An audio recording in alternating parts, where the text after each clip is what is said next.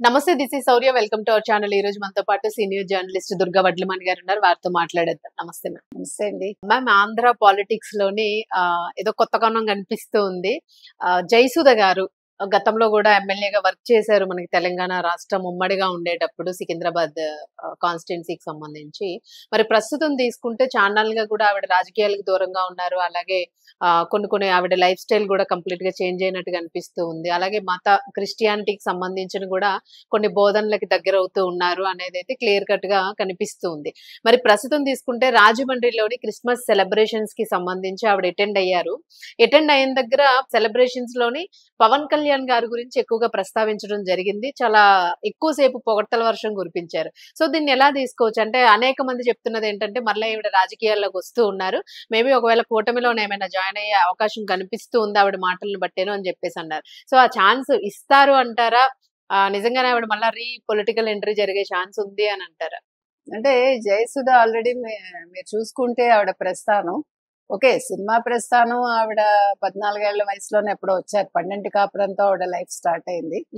వాళ్ళ తాతగారు చాలా అంటే తెలుగు పండితులైన నిడదవోలు వెంకట్రావు గారిని మద్రాస్ యూనివర్సిటీలో ప్రొఫెసర్ గా చేశారు. అన్ఫార్చునేట్లీ నాకు ఎక్కడ బాధ అంటే, ఆవిడ ఎక్కడికి వచ్చినా కూడా నాకు తెలుగు మాట్లాడటం సరిగా రాదంటున్నారు. ఈ మధ్య కాలంలో కూడా ఆవిడ ఇంగ్లీష్ తప్ప ఎక్కువ తెలుగు మాట్లాడేది నేను చూడలే, అంటే చాలా మట్టికి. అవునవును. అదొకటి నాకు కొంచెం బాధ అనిపిస్తుంది. ఎందుకంటే అందరం మద్రాసులో ఉన్న వాళ్ళమే. ఇప్పుడు మీరు ఏ మీడియంలో చదువుకున్నా మాతృభాషను మర్చిపోకూడదు. ముఖ్యంగా వాళ్ళ తాతగారు ప్రొఫెసర్ గా చేశారు కదా, అదొకటి మాత్రం నాకు నచ్చదు ఆవిడ విషయంలో. మిగతా అన్ని ఓకే, మంచి సినిమాలు చేశారు, అన్ని చేశారు. తర్వాత పొలిటికల్ ఎంట్రీ ఇచ్చారు.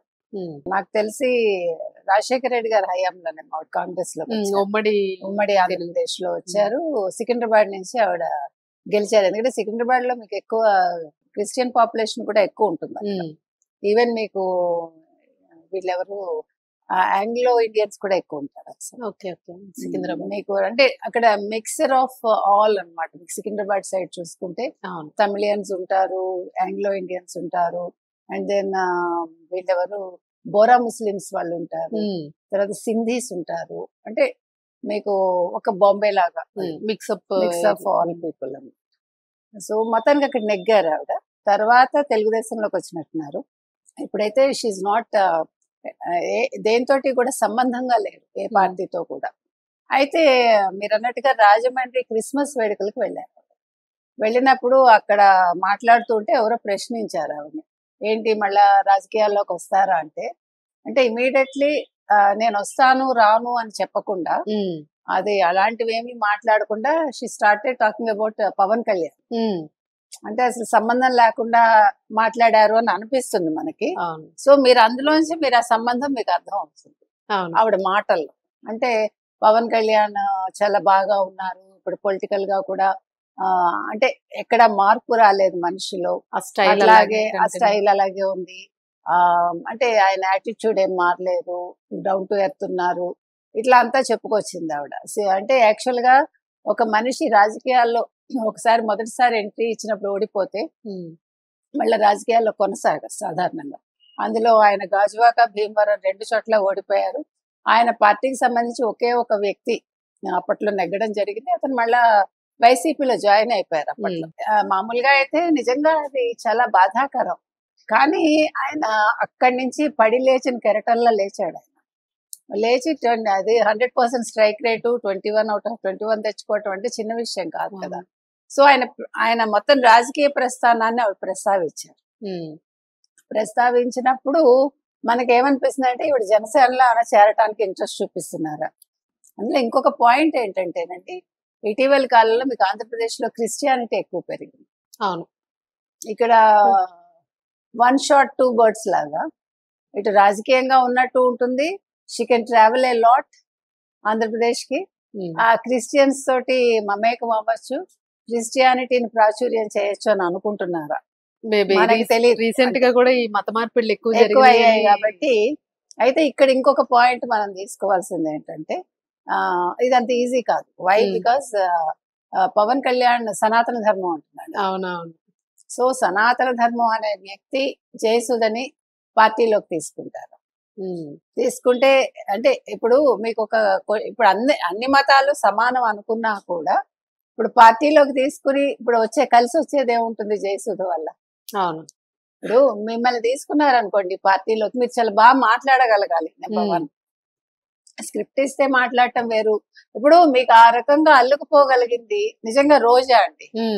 రోజాని అన్నగారులు గ్రూమ్ చేసినా కూడా ఆవిడ చాలా బాగా మాట్లాడగలిగింది. జయప్రద అలా జయప్రద చాలా అద్భుతంగా మాట్లాడేది. తనలో ఉండే ఇంకో పెక్యులారిటీ ఏంటంటే తన హిందీ బెల్ట్ లో కూడా అవును చాలా చక్కగా ఆవిడ ఒక తెలుగు అమ్మాయి అయి ఉండి ఇంటర్మీడియట్ చదువుకున్నారు ఆవిడ అంతే రాజమండ్రిలో. అంటే నేను అనేది ఏంటంటే అట్లా కొంతమంది చేయగలరు.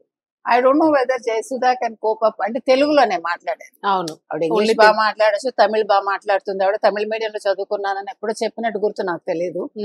కాబట్టి నేను అనేది ఏంటంటే సొంతంగా మనం డెవలప్ అవ్వాలి అవును రాజకీయాల్లో. సో ఆ రకంగా ఆవిడ చేయగలదా. తర్వాత ఈవిడ మత మార్పిళ్ళు ప్రోత్సహిస్తానంటే ఎవరు ఒప్పుకోరు కదా.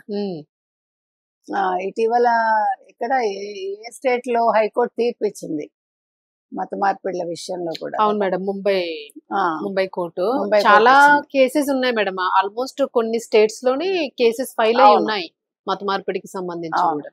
సో అందుకని అంటే చాలా కాంప్లికేటెడ్ గా ఉంది ఇష్యూ. నేను అనేది అది ఇప్పుడు ఆవిడ ఏ పార్టీలోకైనా వెళ్ళచ్చు, ఆవిడ ఇష్టం అది. అలాగే తీసుకునే వాళ్ళు కూడా వాళ్ళ ఇష్టం, దాని గురించి కమెంట్స్ ఏ ఉండవు. కానీ ఒక వ్యక్తి ఒక పార్టీలోకి వెళ్ళటం వల్ల ఆ పార్టీ కొత్తగా వనగూరే ప్రయోజనం ఏంటి అని.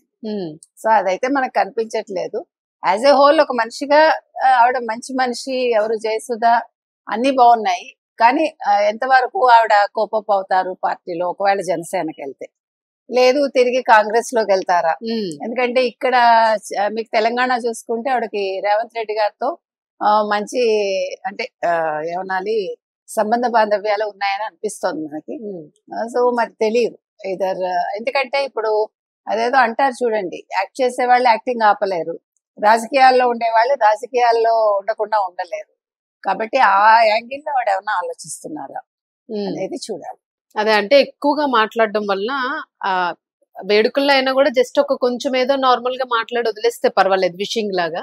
ఆవిడ కొంచెం ఎక్కువగా మాట్లాడారు. ఈ నేపథ్యంలో డౌట్ వస్తుంది. పవన్ కళ్యాణ్ తోటి ఆవిడ బాలు అనే సినిమాలో మదర్ గా యాక్ట్ చేసినట్టున్నారు. అందుకని ఆవిడకి మంచి ర్యాపో ఉంది ఎవరితో, పవన్ కళ్యాణ్ గారితో. కాబట్టి ఒకవేళ ట్రై చేసినా తీసుకోవచ్చు, మనకు తెలియదు, చెప్పలేము, irrespective of religion. So we don't know. ఏదైనా కూడా ఆవిడ వెళ్ళడం వల్ల ఓకే మంచి జరుగుతుందంటే ఇట్స్ ఓకే పార్టీకి. Right, thank you.